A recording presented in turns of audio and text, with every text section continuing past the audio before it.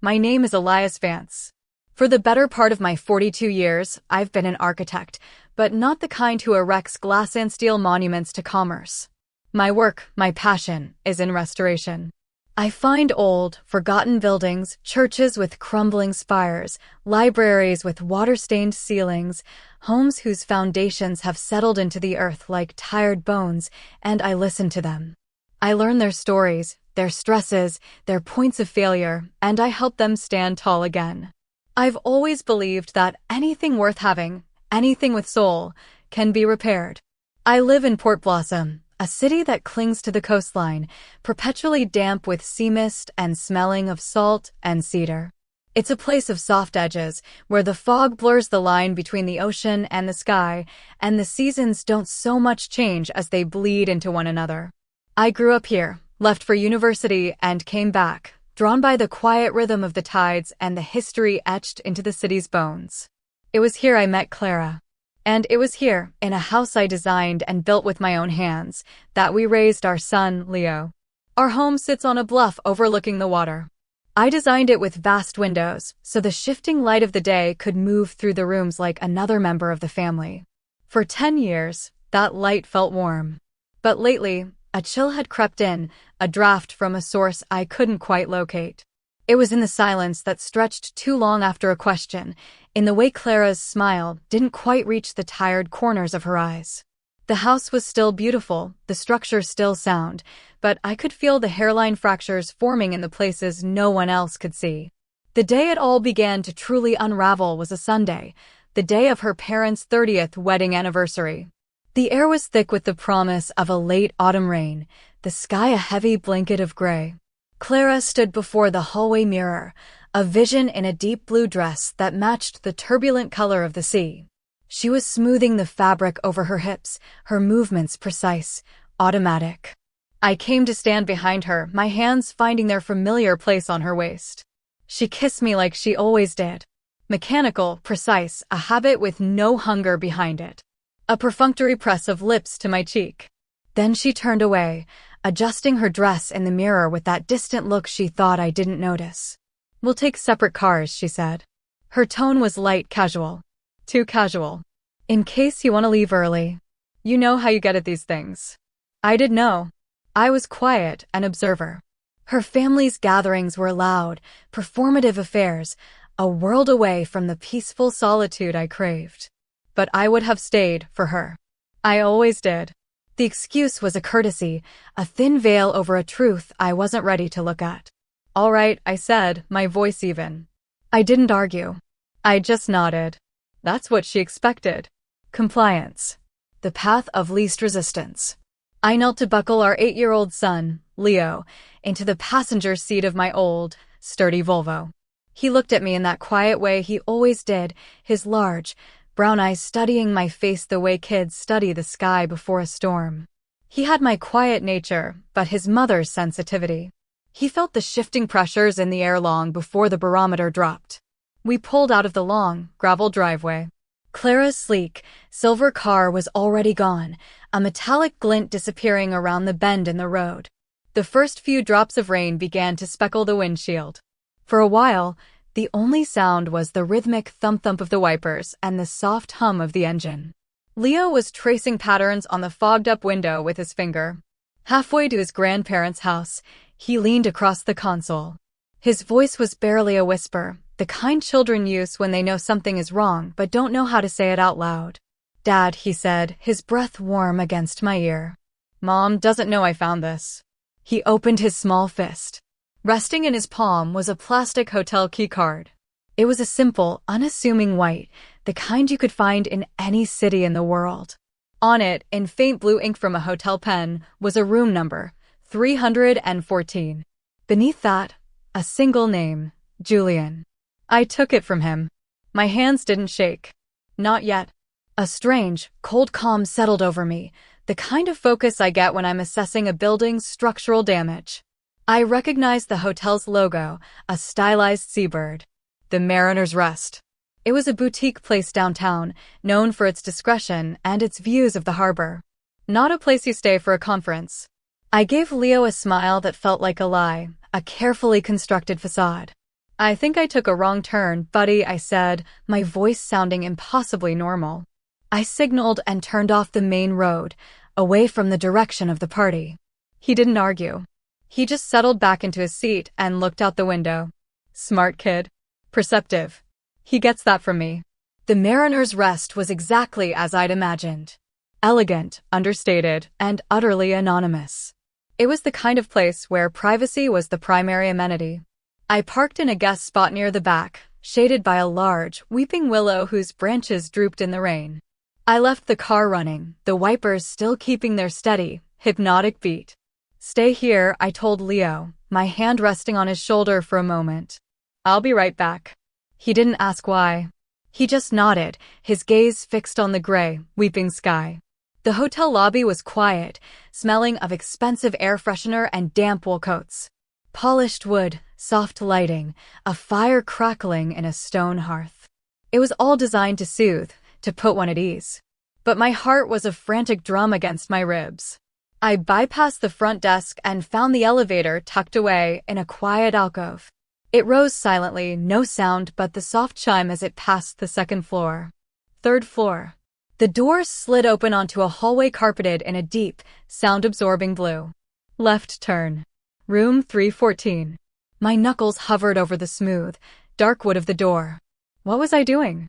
What did I expect to achieve? I wasn't a man of confrontation. My entire life was built on careful consideration, on measuring and planning before acting. This was impulsive, raw. But I had to know. I had to see the fault line for myself. I knocked once.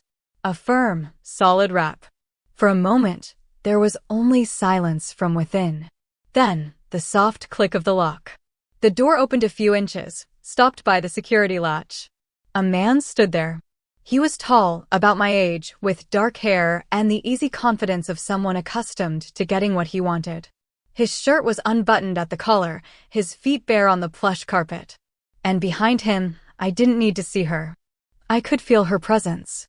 It was in the faint, familiar scent of her perfume, the one I'd bought her for our anniversary, drifting into the hallway. It was in the sound of her laugh, a soft, muffled ripple of amusement from deeper within the room. It was in the shape of a silhouette, blurred and indistinct, moving against the sheer curtains that diffused the gray afternoon light. He looked at me, his expression one of mild annoyance, as if I were a room service attendant with the wrong order. Then his eyes met mine, and he saw something there that made him freeze. Recognition? No, not of me. Of the situation. Julian, who is it? Her voice, clear and untroubled, called from the bed. My name isn't Julian. It never was. The man's face was a mask of composure, but I saw the flicker of panic in his eyes. He closed the door slowly, gently, without a word. The latch clicked back into place. I let him.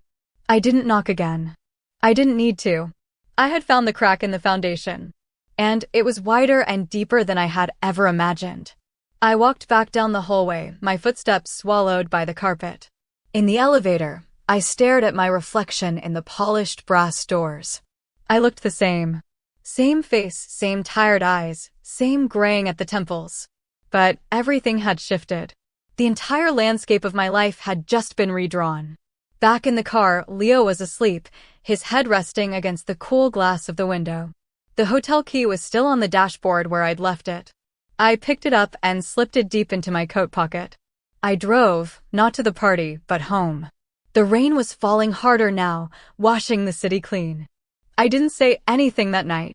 We missed the party, and when Clara came home hours later, smelling of rain and her mother's cloying perfume, she found me reading in the living room, Leo asleep in his bed upstairs. You left, she said.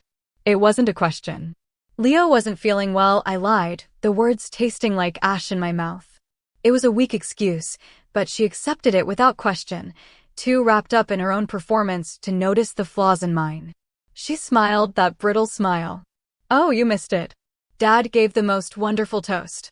Mom cried. She proceeded to describe the evening in vivid detail, the food, the music, her cousin's awful new boyfriend. She painted a picture of an event she had attended in its entirety, a seamless narrative. I nodded in all the right places. I listened to the cadence of her voice, the pauses, the inflections. It was a masterful performance. But I already knew what the wallpaper in room 314 of the Mariner's Rest looked like. I knew the name of the man who had answered the door. I sat there in the warm glow of the lamp, a silent witness to a lie so profound it seemed to suck the very air from the room. I watched her, measuring the space between her words, and for the first time, I understood that the distance between us wasn't a recent development. It was a vast, established chasm, and I had simply been refusing to look down. That night, I lay awake in our bed, feeling the gulf between us as a physical presence. The familiar weight of her breathing, the scent of her hair on the pillow, it was all suddenly alien. I thought of the house around us, the home I had built. I knew every beam, every joint, every nail. I had designed it to be a sanctuary, a place of strength and honesty. And now it felt like a stage set. The next day, I didn't go to my office. I told my partner I needed a personal day. Instead, I went in my workshop, a converted barn behind the house that smelled of sawdust and varnish and turpentine. It was my sanctuary. Surrounded by my tools, my blueprints, the raw materials of my trade, I tried to think. The anger I expected to feel was absent. In its place was a deep, hollowing grief. It wasn't the sharp pain of a fresh wound, but the dull, persistent ache of a chronic one that I had finally been forced to diagnose. The cynical, vengeful part of me, a part one barely knew I had, suggested hiring a private investigator, digging into her life, exposing her. But that wasn't my way. My work was about restoration, not demolition. I needed to understand the full extent of the damage before I could decide if anything was salvageable. My mind, trained to see patterns and connections, started to work. Small, disconnected moments from the past year began to click into place.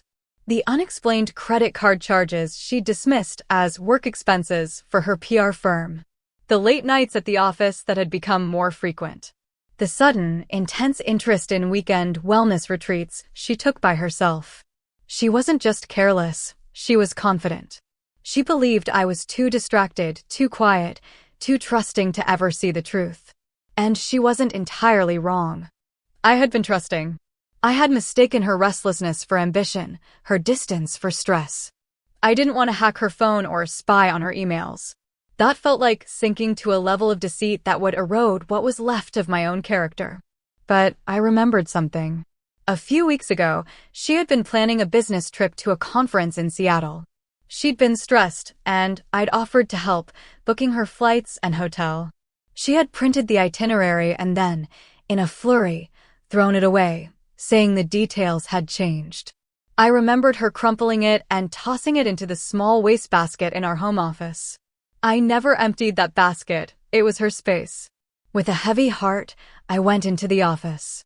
The room was neat, organized, a reflection of the meticulous image Clara projected to the world. The small chrome bin was still half full. I sifted through the contents, scraps of paper, old receipts, a dried-up pen. And there it was, at the bottom. The crumpled itinerary. I smoothed it out on the desk. The conference was there, dated for a Thursday and Friday. But the hotel booking extended through Sunday. And the return flight wasn't from Seattle. It was a separate booking for a small charter flight from a private airfield, landing back in Port Blossom late Sunday evening. The passenger name wasn't just hers. It was Clara Vance and Julian Croft. Julian. The name from the key card. The pieces didn't just fit, they locked together with the cold, hard certainty of steel. The wellness retreats, the late nights, they were a whole other life, running in parallel to ours. The lie wasn't an event. It was a system. An architecture of deceit, carefully constructed over months, maybe longer. I sat there, staring at the paper, and a new thought began to form, cold and terrifying. It started as a whisper, a structural doubt about the very foundation of our family. Leo. Our beautiful, quiet, perceptive boy. He had been born a year after we married. A happy surprise, we'd called him. He had my quiet way, but as I looked back at his baby pictures, at his face now, I saw Clara in his smile, in the shape of his eyes. I had never questioned it. Why would I? But now, with this new, terrible knowledge, a seed of doubt was planted. It was a poison I couldn't ignore. To rebuild, you have to know what is real. You have to strip everything back to the studs, to the bedrock. You have to know what you're building on. With a sense of dread that felt like a physical weight, I went online and ordered a DNA test kit. It felt clinical, brutal. A betrayal in its own way. But it was a question that, once asked, had to be answered. I needed to know the truth. Not for revenge, not for leverage, but for my own sanity. I had to know what part of my life was real. The kit arrived 2 days later in a plain, discreet box. That evening, I told Leo we were going to play a silly game, a science experiment. He was excited, always curious about how things worked. Taking the cheek swabs was easy, painless. He thought it was funny. I sealed the small tubes, my hands steady, and placed them in the prepaid envelope. The whole process took less than 5 minutes, 5 minutes that would redefine my entire world. I mailed it the next morning. The company promised results in a week. It was the longest week of my life. I moved through my days in a fog of forced normalcy. I went to work, reviewed blueprints, consulted with contractors. I helped Leo with his homework, read to him at night, tucked him into bed. I spoke to Clara, listened to her stories about work, about her friends, about her plans for the weekend. I was an actor in the play of my own life, and the script felt foreign and absurd. Every interaction was freighted with a terrible new significance. Every look, every touch, every word was a potential lie. I looked at Leo, this wonderful boy who was the center of my universe, and I felt an overwhelming love, followed by a wave of cold fear. Did it matter? Would the results of a test change the 10 years of love, of bedtime stories, of piggyback rides, of shared silences? No, I told myself. He was my son. He was my son in every way that mattered. But the question remained, a persistent, gnawing uncertainty. The email arrived on a Tuesday afternoon. The subject line was innocuous. Your results are ready. I was in my office, the door closed. The city outside was bathed in a rare, brilliant sunshine, the light streaming through my window and illuminating the dust motes dancing in the air. I clicked the link, entered my password, and held my breath. The page loaded. A swirl of graphics, a cheerful welcome. And then, the data. Clear, simple, irrefutable. I scrolled down to the section labeled Paternity Analysis. Probability of paternity, 0%. 0. Not 0.1%. Not a statistical anomaly. 0. The word was an abyss. I stared at it, reading it again and again, as if the letters might rearrange themselves into a different configuration. But they held firm. 0%. I didn't feel anger. I didn't feel rage. I felt nothing. A profound, hollow emptiness. The floor hadn't just cracked, it had fallen away completely, leaving me suspended in a silent, airless void. The man in the hotel room. Julian. The timeline of their affair, as far as I could piece it together, didn't seem to stretch back that far. Which meant it wasn't him either. This was a secret older than Julian, older than the house, a secret that had been woven into the very first threads of our life together. My entire marriage, my family, the last decade of my life, it had all been built on a lie. I wasn't restoring a damaged structure. I was standing in the wreckage of one that had been condemned from the start. Slowly, a strange sense of clarity began to seep into the emptiness. The grief was still there, a vast ocean of it. But beneath the grief, there was solid ground. The truth. It was brutal, but it was real. And I could build on it. I closed the laptop. I stood up and walked to the window, looking out over the city. I had spent my life fixing things, making them whole again. But some things cannot be fixed. They can only be acknowledged, accepted, and left behind. I knew what I had to do. Not for revenge, but for myself. And for Leo. He deserved to be raised in a house built on truth. That evening, I prepared dinner. I made her favorite, a creamy risotto with wild mushrooms. I opened a bottle of good wine. I lit the candles we saved for special occasions. The stage was set, but this time, I was the director. Clara came home, looking tired but pleased by the gesture. "Oh, Elias, this is lovely. What's the occasion?" she asked, a genuine warmth in her voice for the first time in what felt like months. "Just felt like it," I said, my voice calm. "We ate. We talked. I asked about her day and I listened. She was animated, happy. She thought this was a reconciliation, an apology on my part for my recent distance. She thought she had won. After we finished, as she was savoring her wine, I stood up and walked to my briefcase in the hall. I came back with two things. I slid the first across the polished wood of the table, the crumpled, smoothed-out travel itinerary. She looked at it, confused at first, then a flicker of alarm crossed her face. I found this in the office trash, I said softly. Seattle is lovely this time of year. I'm sure the private airfield is scenic too. Her face went pale. The color drained from her cheeks as if a plug had been pulled. Elias. I can explain. I held up a hand. Not yet. Then I placed the second item on the table beside the itinerary. It was a single sheet of paper, folded in three. My printed copy of the DNA results. No words. No accusation. Just the paper. She opened it slowly, her hands beginning to tremble. Her eyes scanned the page.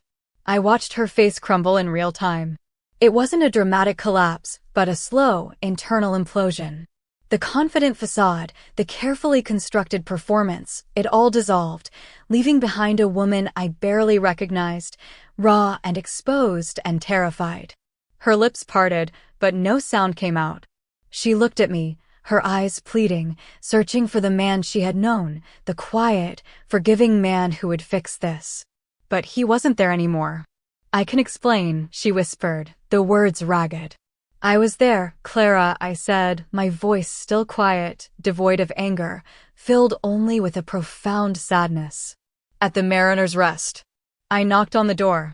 One wrong turn on the way to your parents' party. That's all it took. Her composure broke completely. The tears started to fall, silent at first, then turning into quiet, desperate sobs. But crying isn't always remorse. Sometimes, it's panic dressed in pity. I didn't mean for this to happen, she choked out. You meant it every time you chose to lie, I said, the words clear and precise.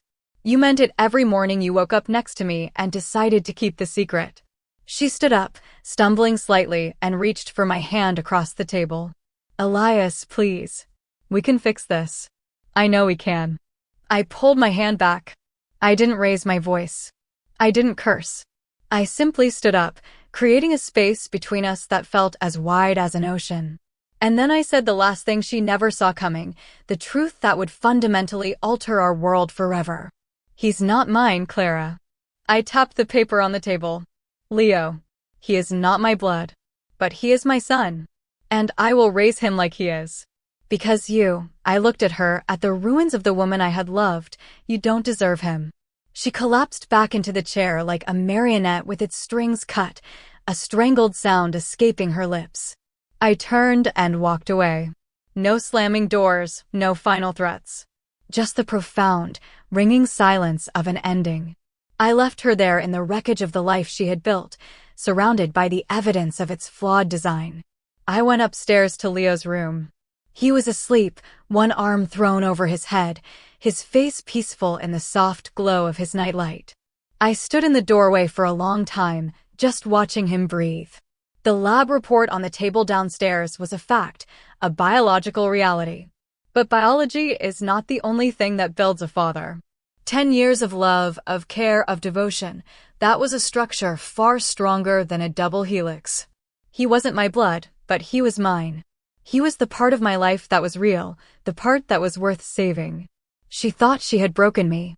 She thought her betrayal was the wrecking ball. But she only revealed what was already broken, what was already a lie. And in the rubble, I found something true. I found my own foundation. A year passed. Then another. The divorce was quiet, settled out of court. Clara moved to another city to be with Julian. It didn't last. Last I heard, she was living on her own, trying to rebuild a life from the ground up. I hope she finds her way. Leo and I moved out of the big house on the bluff. It held too many ghosts. We live in a smaller place now, an old craftsman. I restored myself, in a quiet, tree-lined neighborhood closer to the heart of the city. It's filled with light and books and the smell of Leo's paintings drying on the kitchen table. Our life is simpler, calmer. We have our routines, Saturday mornings at the farmer's market, Sunday afternoons hiking in the coastal forests. I am teaching him about architecture, about how things are built, about the importance of a true and honest foundation. He is teaching me how to see the world with wonder again. Clara has visitation rights. She sees Leo every other weekend. She is quieter now, more thoughtful. The brittle confidence is gone, replaced by a kind of fragile humility. She is trying. For him. I have to respect that. This afternoon, she came to pick him up. She was on time, as always. Leo ran to her, and she hugged him with a fierce, genuine love that I know is real. As I handed her his overnight bag, our eyes met for a moment. There was no anger there, not anymore. Just a shared history and a deep, abiding sadness for what could have been. She kissed me like she always did. A soft, hesitant press of her lips to my cheek. But it was different now. It wasn't mechanical or precise. It wasn't a habit. It was a gesture of farewell, of apology, of a fragile peace. A ghost of a kiss, acknowledging the ruins we had made, and the separate, solitary structures we were now trying to build. She turned away, took Leo's hand, and walked down the path to her car. I watched them go, my hand resting on the sturdy oak frame of my front door. The late afternoon sun cast long shadows across the lawn. The finality of that moment wasn't an ending, but a turning point, the kind of deep, silent acknowledgement that a great structure has settled into its final, permanent form. I stood there on the porch until her car was just a speck in the distance, swallowed by the hazy gold of the afternoon. A gentle breeze rustled the leaves of the maple tree in our small front yard, the same tree Leo and I had planted the month we moved in. It was a sapling then, barely taller than him. Now its branches were reaching for the second-story windows. We were growing, both of us, putting down roots in this new, more honest soil. I turned and went inside, the screen door whispering shut behind me. The house was quiet, but it wasn't an empty quiet. It was a peaceful one. Our old home on the bluff, with its cavernous rooms and vast, impersonal windows, had always felt haunted by unspoken things, even before I knew what they were. The silence there had been heavy, freighted with secrets. This house was different. It was smaller, cozier. I had restored it myself, taking it back to the studs, learning its history, respecting its age. The floors were original heart pine, scarred and worn with the passage of 100 years of life, and I had sanded them by hand, not to erase their character, but to reveal the warm glow within. It smelled of lemon oil and old wood and the faint, sweet scent of Leo's watercolor paints. It was a house that felt like a home, not a showroom. The weekend stretched before me, a quiet expanse of solitude.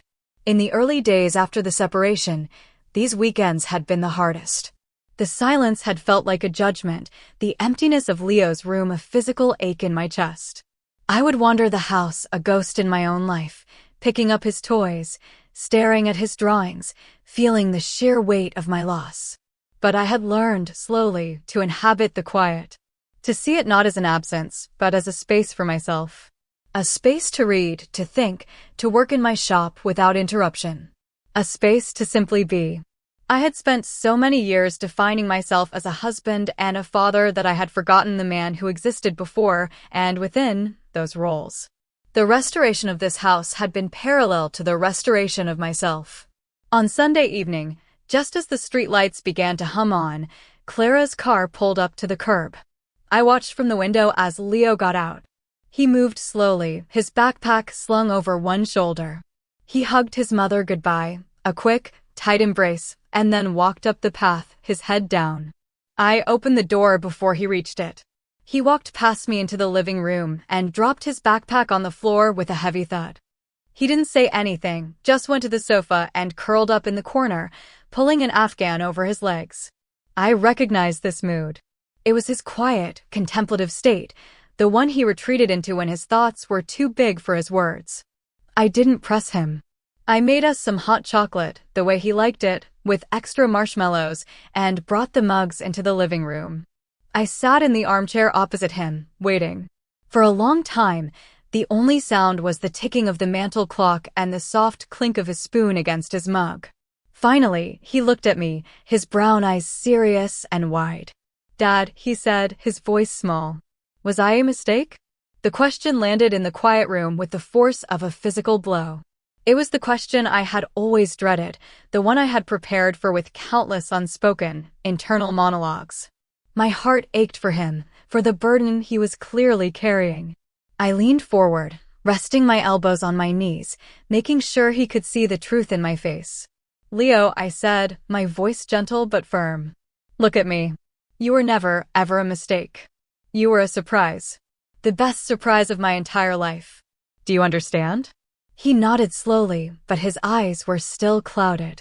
"Mom cries sometimes. When she thinks I'm not looking. She said she made a big mistake a long time ago. She meant me, didn't she?" I felt a surge of anger at Clara, not for her sorrow, but for letting its shadow fall on our son. But the anger passed as quickly as it came, replaced by a deep, compassionate sadness. We were all just people, flawed and broken in our own ways, trying to do our best. "No, buddy. She didn't mean you," I said, choosing my words with the care of a mason setting a cornerstone. "The mistakes grown-ups make are about them. They're heavy, and they are complicated, and they belong to the grown-ups, not to the kids. Her sadness is her own to carry. Just like my sadness is mine. It has nothing to do with you. Your job isn't to fix our sadness. Your job is to be a kid. To learn and to play and to paint your amazing pictures and to leave your socks all over the house." A small smile touched his lips at the last part. He looked down into his empty mug. "You and Mom, you don't love each other anymore," he stated. It wasn't a question. "We love each other differently now," I said, finding a truth in the words. "We love each other because we both love you more than anything in the world. And that's a special kind of love that will never, ever go away. Some things, Leo, some things are built to last forever." He seemed to mull this over, his brow furrowed in concentration. He finally looked up, and the cloud in his eyes had lifted, replaced by a clarity that was all his own. "Okay," he said. "Just that." It was enough. Later that night, after he was asleep, I went out to my workshop in the garage. The smell of sawdust and varnish greeted me like an old friend. On my workbench was my current project, a beautiful old rocking chair I'd found at a flea market. Its joints were loose, one of its rockers was split, and the finish was crazed and peeling. Someone else might have thrown it away, seen it as broken beyond repair. I picked up a piece of fine-grit sandpaper and began to work on the curved backrest, my movements slow and rhythmic. I wasn't just removing the old, damaged surface. I was feeling the shape of the wood, its history, the care with which it had first been crafted. I wasn't erasing its past, I was preparing it for a new future.